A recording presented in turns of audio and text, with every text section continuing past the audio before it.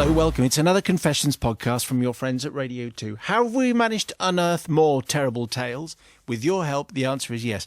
Now, there's only 3 this week because I got poorly and sick and horrible and all that kind of stuff. So the 3 special ones are Bring on the Dancing Seahorses, another one of those, Teenage Flicks and Not Nurse. Anyway, here they all come. Father Simon and the Lenient Libertines. Nice. Your recently broadcast seahorse confession reminded me of a youthful misdeed. Who'd have known there was another seahorse-based confession, but this is it. It is a tale of sibling rivalry.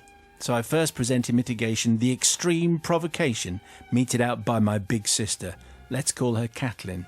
Catelyn was a typical big sister. Big, bossy, always right, and we had to play by her rules. She had ambitions to be a nurse, so hospitals was a common game, and she would boss both me and my dolls around endlessly. She was very organised, so her record keeping was impeccable, and she liked to ensure our patients were properly accounted for. On one occasion, she'd run out of paper. My favourite doll, Joan, never did recover from having Jone permanently tattooed in indelible biro across her forehead. Thanks. The following year, for my birthday, I was delighted to get Trixie, the tricycling doll. Did you have I didn't have a Trixie, no. Did you have a Trixie? Sadly not, no. Oh, okay. Me neither. The marvel of engineering that were her articulated knees allowed her to pedal beautifully when her trike was pulled along on its string. Now I want a Trixie, definitely. One day, Caitlin decided that Trixie would like to have flying lessons. Classic elder sister behaviour. From the upstairs window, Trixie landed badly on the patio and her knee broke into many pieces. Catelyn was sorry, of course, but despite our father's best efforts with the strong glue, Trixie never quite tricycled the same again. So it is against this background of trauma that I ask you to judge my misdeed. Our dad was away at sea a lot and would sometimes bring back gifts from the exotic places he had visited. Places like Gran Canaria, very exotic to an 8-year-old in the 70s. On one such visit, he returned with 2 flamenco dancer dolls and 2 dried seahorses. I mean, obviously a natural pairing. One Spanish doll had a red dress and the other had a blue dress. I wanted the one with the red dress, but Catelyn got to it first. She chose because she was oldest. But it was the seahorses I was fascinated with. The curled tail, the little trumpety snout and the beady eyes. I would just imagine them frolicking in the ocean, and they looked so alive, just a little bit dry. Or dead, actually, but anyway, but dry. I think I'd almost convinced myself it was true when I said to Catelyn, "Did you know that if you put a dried seahorse in water, it comes back to life?" "Really?" she said. She looked a little sceptical. After all, she wasn't used to her little sister knowing stuff that she didn't. "Oh yes," I said, "I read about it in a library book. They go into a sort of hibernation. They just need a bit of water to come back to life. They dance and everything." And everything, yeah. Catelyn still wasn't convinced. "I brought mine back to life," I added. "He swam away, though," conveniently. Well, there was now no stopping Catelyn. She grabbed her seahorse and dipped him into the doll's bath that was currently housing a selection of ill-fated tadpoles. Nothing, didn't move at all. No, I said, you have to give it a proper soaking." She held it under the water. Not a twitch. "Perhaps he needs some breath," I said. "Blow into his snouty nose." So Catelyn picked up the soggy seahorse and blew up its nose. It didn't blow up it just blew up it, yeah. More dunking, more blowing, more dunking, more blowing. "Look, it twitched," I said. Catelyn couldn't see, but I insisted. "It rolled its eyes. It's trying to send a message." Actually, the seahorse had remained pretty lifeless. Well, not pretty lifeless, totally lifeless. Then Catelyn lost interest in her seahorse and put it in a drawer. Over the next few weeks, there was a distinctly fishy smell in her bedroom, and after several days of "what's that whiff?" the seahorse was identified as the culprit, poor thing, and got consigned to the dustbin. But it's not from Catelyn, who eventually fulfilled her ambition to become a nurse and improved not only her spelling of patients' names, but more importantly her resuscitation skills, from whom I seek forgiveness, but from the hapless seahorse who laid down his life to become a tourist piece of tat, only to end up soaked, snogged and binned. Thank you Flora. I do remember that. I remember that you used to sort of collect them, and it was a dried thing. And nowadays we wouldn't do that kind of thing because they're beautiful creatures, as we've learned, and you wouldn't blow up their snouty nose. It's like a seafood potpourri, isn't it? But here's the thing, it's an elder sister, and these things, everyone's reaction now is going to be based entirely onto whether they're a younger or an elder brother or sister. So that is going to be the main influence on what we hear next. Sister Bobby. Well, I am both. But I have to say, I love sibling trickery, and I love this because actually just for one moment, Flora had her, didn't she? She absolutely had her, and she went, aha, and she thought, oh, OK, I'm in this, I'm going for it. So, Flora, well done. I know how that feels. I spent many, many years just trying to get one over on my big sister. Never really managed it. Well, and actually, really, there was no real victim except for tricking your big sister and getting your own way That's right, back. and the seahorse had already died. Yeah, and it probably died a kind of natural death anyway, just gone to sleep on the seabed floor, and just gathered, like they do, I'm sure. That's where Just died seahorses go. peacefully. Flora, very easily, you are forgiven. Brother Matthew. Well, speaking as an elder sibling, I would say the reason why we have to be so bossy is, bluntly, if we weren't, it would be anarchy. With the dolls and the laissez-faire attitude to life. They wouldn't know what to do without us coming in and telling them how it is. So I am definitely going to forgive here. In fact, the only reason I think she should have gone further and said the only way you can bring a seahorse back to life is by kissing it on the mouth. I would definitely... Is that true? Yes, is that actually true? I read it in a book in the library. Definitely true. I am going to forgive. It's Tonight's Tale, and it comes from Nigel. I just made up a name because I couldn't see it, so let's just say it's from Nigel. Father Simon and the Ever Forgiving Collective. My confession is set in the highly pressurised world of cinema projecting. Way back in the mists of time, 1985 to be precise, I had just left school and was living in Poole in Dorset. Looking for some form of gainful employment, a friend said that he could get me a job as a part-time cinema projectionist. For younger listeners, this is going back to a time when your movie wasn't started by the guy in the popcorn counter. Okay. There was a proper projectionist who lined the whole thing up, knew what was going on, and if things went badly, he could sort it out. Mind you, actually, this confession is going to go completely against all that, but anyway. I love going to the cinema, says Nige, and I love the whole thing. I love the whole experience, so I thought this job would suit me down to the ground. How wrong I was. Set the scene, way back before digital projectors, films used to be shown on an enormous projector the size of a small family car. And not one projector, we needed two. An average film lasting 90 minutes, 1985, would come up on two large reels of film. These reels would have to be laced up through a complicated series of sprockets on each machine. At the appointed time, the first projector would be activated, and then about 45 minutes later, the studious projectionist would look through his little window at the big screen, and when he saw a telltale black dot appear in the top right-hand side of the image, he would start the second projector up.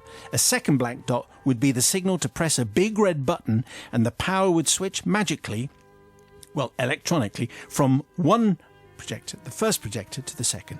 If done correctly, the audience wouldn't know a thing. The next time you watch an old film on TV, you can look out for these dots because they're quite hard to miss. But it wasn't just the film I'd be projecting, of course. It was the adverts and the trailers too, which came on a much smaller film reel, about a third of a size of the main two. Anyway, after having been trained on how to do this, I turned up a couple of nights a week to carry out my duties. It was an odd job, long periods of inactivity, punctuated by brief moments of intense, stressful action as I'd lace the film up, turn the projector on, check the image was in focus and framed properly, i.e. making sure the frame line didn't appear through the centre of the screen, in which case you'd see the bottom half of the image sitting above the top half, if you see what I mean. In fact, people will remember that happening on a regular basis. And then I could relax again. All was going fine until I had to project the Poole premiere of Sir Richard Attenborough's epic musical, A Chorus Line. Now, what are epics? The answer is they are long, so a chorus line took up not 2 film reels but 3, and the third one was smaller than the others, about a third of the size. So picture the scene. Very excited audience, great build-up, such expectation. The programme starts. The trailers of the adverts successfully shown on Projector 1. Local restaurants advertised, local estate agents, and that Kia Aura ad. Oh, yeah! Saucy ladies with their crumbly, flaky chocolate, if you remember that one. Anyway, then a smooth transition into Projector 2 for the first half of A Chorus Line, as directed by Mr. Attenborough. Then an equally smooth transition back to projector one for the second half of the film. I was so relaxed I even allowed myself to watch the events unfold on screen through my little window. It was a full house. They were all engrossed in the story of these young wannabe dancers as they endured grueling rehearsals for this huge Broadway show. Everything was ready for the final 20 minutes or so of this epic movie. The last smaller reel was laced up and ready to go. I could see the film was almost done unravelling from the second reel, so I took my position by projector number 2, waited for the dots to appear. And then I had a sudden horrible thought, accompanied by a chilly feeling all down my body. I dashed to the cupboard where we kept all the films. There was the small film can, which had the trailers and adverts on. I took it out and just, to be on the safe side, I looked at what was written on the side of the film in the can. And what was written was, chorus line, Reel 3. I had laced up the trailers and ads again instead of the final part of the film. Saucy ladies with their chocolate all over again. What follows is a bit of a blur. I ripped out the reel containing the trailers, literally ripped, as shards of celluloid shot out in all directions, and clumsily tried to lace the proper reel through the umpteen number of sprockets. Meanwhile, unseen by me, the first black spot had appeared. Then I dashed to the window just in time to see the second black spot. The screen went black. Catastrophe. It stayed black for minutes, hours, maybe days. That's how it seemed. Eventually, fingers burning, I whacked the big red button. And here's the thing. If you just start up a projector without manually guiding the big film reel around with your finger, things get nasty very quickly. It started with a jolt, and then the film snapped. Oh, no. It's catastrophe number 2. The crowd were restless, pouring with sweat, skin icy to the touch, head pounding, and I was shouting, "Oh dear and bother, tut-tut, how aggravating." I attempted to rethread this third reel around all the fiddly sprockets, then started off again properly.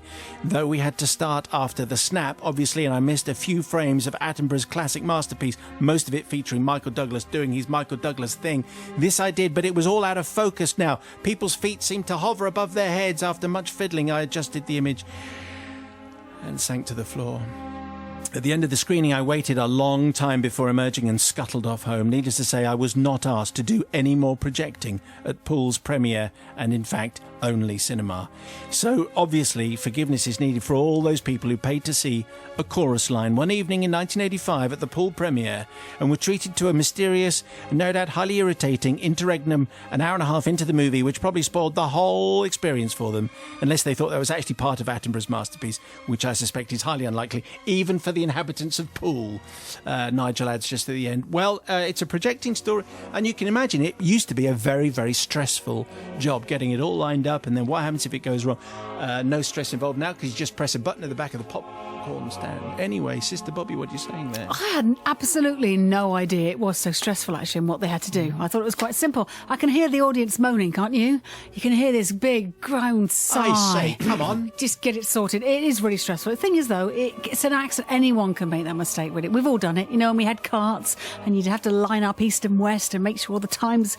You remember those days? Oh, no. Because you went straight to the BBC. Yes, that what? See, in independent radio, you used to line up your carts to match the times. What do you mean by line up your carts? Well, you see, you'd have to play out the same number of minutes on east and west side of the county. So you'd have 2.5 minutes of ads, and then you'd have to match it up on the other side. I know, see, similar situation. And just, you'd put everything in, and it was like choreography. Anyway, I've done it. I've got it wrong and had a missing 10 seconds. So I tell you what, Nigel, the projectionist, you are forgiven. Yes, Brother Matthew, what are you making Well, it of that? is obviously very stressful, and this is as I know you bring up on your movie show on 5 Live, yes. which is this is a lost art of the projectionist. But isn't the person who really should be shouldering the blame here? Am I alone in thinking it should be Richard Attenborough for making chorus line far too long? There's no reason for a film to be that long, Dickie. You get rid of take the editing in get rid of the singing for a start. It's a musical. There's plenty that, well, suddenly we're only looking at 10 minutes. Could have been out. So, yes, Richard Attenborough. That's where the blame surely lies. And so, therefore... Forgiven. Thank you, Margaret, for tonight's story. Father Simon and the Very, Very Forgiving Collective.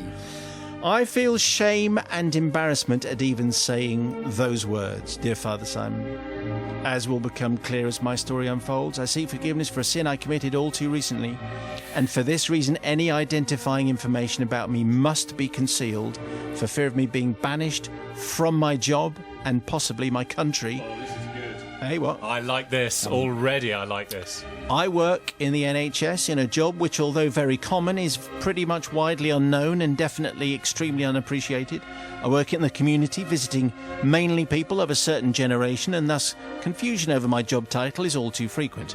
Over the years, I've become accustomed to being addressed as a nurse or a doctor. Now I don't bother to correct the uneducated or the confused soul addressing me as such, having previously made a confused situation even more confusing by attempting to explain my job title and what I do, which most of us in the profession still can't explain in less than 3,000 words. So I won't. One day I was visiting a new patient, let's just call her Betty, a very pleasant but hard of hearing and slightly confused elderly lady. As usual, I introduced myself and my job title, and after several shouty attempts, I believed she'd understood me sufficiently. I completed my assessment and left with lots of reassurances that I would be back the following week. It was unusual that a patient was quite so keen to see me again, but I put it down to the fact that our conversation had, despite the hearing difficulties, been pleasant, and that Betty had felt quite comfortable telling me her life story, which is not so unusual. The following week I arrived at Betty's house, and she rather enthusiastically greeted me with, "Ah, hello again, Sister Margaret. How lovely that you've come back to see me." My immediate thought was, oh, here we go again. I've been mistaken for the district nurse one more time. But I admit that the thought of more shouty attempts to explain my proper job, I can't really explain it succinctly enough, led me to smile politely and say, "It's always a pleasure, Betty." The following 3 or 4 visits passed, and Betty continued to refer to me as Sister Margaret, even though I was not carrying out any duties that could be considered even vaguely as nursing. And I continued to smile politely and made no attempt to correct her. One day I arrived, as usual, at Betty's house, only to be greeted by a woman who identified herself as Betty's daughter. I should explain at this point that I was born and brought up in one country of the UK, but now live and work in another country in the UK, and so my accent is always distinctive to those around me. She's been very, very careful about this. I said hello, and before I could introduce myself, Betty's daughter said, "Ah, Sister Margaret, thank you so much for coming. Mum so enjoyed your visits and was honoured that you took the time to spend with her, particularly she was never a great believer." And suddenly it dawned on me that Betty hadn't thought I was the district nurse, but in fact mistaken me for a nun. Again I smiled politely, squirming with the thought that I was now about to be found out as a fraud who let old people believe I was in religious orders. I know I should have come clean at that point, but thought that the explaining I had passed myself off as a nun because I was too lazy to explain to this lady's mother what my real job was would only make the situation far worse. Little was I to know that Betty's daughter, and as it happened the rest of Betty's large and extended family, had gathered at Betty's house because she had very suddenly and unfortunately passed away the previous night. Betty's daughter then ushered me into the living room where Betty was lying peacefully, surrounded by various relatives. Silence fell as I entered the room and all eyes were on me. Betty's daughter introduced me and then asked whether I could possibly say a few words. Oh no. Matt's head's in his hands, by the way, and has been for a while. "I'm sorry," I stammered. "I was wondering," she replied, "if you could just say a small prayer and lead us all in some words, for my mother." Well, at this point, my upbringing as a vicar's daughter, previously the millstone around my neck, proved all too useful. And I muttered some vague prayer of thankfulness for Betty's life, asked the Almighty to perform his wonders, and gave thanks for the fact that Betty was now at peace. It was hardly pause for thought, but under the circumstances, not bad. I gave my condolences to the family, made my excuses about having other flock to attend to, and left very quickly, never to be seen by any member of Betty's friends and family. But Father Simon and team, I seek forgiveness, not from Betty, who was probably none the wiser, and who did seem to genuinely, thoroughly enjoy my visits. Not from Betty's family, even though they to this day believe that Betty was mysteriously befriended by a nun despite never having set foot in a church, but to the fellow members of my profession for cowardly ducking out of my duty and responsibility to explain my job and spread the word about the amazing work that we do, and instead be content with letting people believe I am a nurse. Yours in true reverence, Margaret, brackets not my real name. Well, thank you, Sister Margaret, for this. And actually, you didn't explain to us what your job was either, except that clearly you do very vital work, and it's clearly very important work, and those who you visit appreciate it very much, whatever they think your reason for doing it is. So Sister Margaret has sent in the confession. Let's see what we make of that. Bobby from the Priory is going first. Well, it's difficult, isn't it? Because she didn't intentionally mislead Betty, and as she said, it's very, very, very difficult in these circumstances sometimes to explain to some people. So sometimes it's easier just to do the job and then obviously move on. So I understand that. There was no intention. You didn't want to, you didn't gain from it, you didn't intend to kind of mislead someone.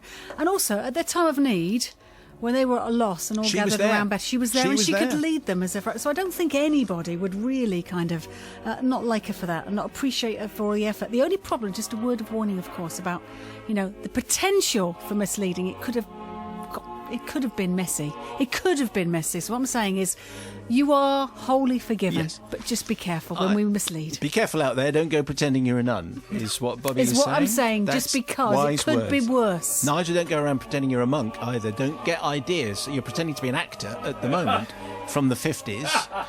That's what I'd say. Card-carrying equity actor. So, what I like about this story is that it is. I always like the ones which could be an episode from a sitcom, and this is like classic misidentification. You know, she thinks I'm that, and now I'm going to have to actually do a blessing, even though I'm not a vicar. Anyway, Nigel. None better, Margaret. None the wiser, Betty. I think words I've actually taken from the special words that she obviously used with the flock. She attended and shepherded Betty's flock before attending to her own. I thought it was the only bit when she said that she might have to go off and administer her own flock. I thought she is gilding for shepherding Lily here.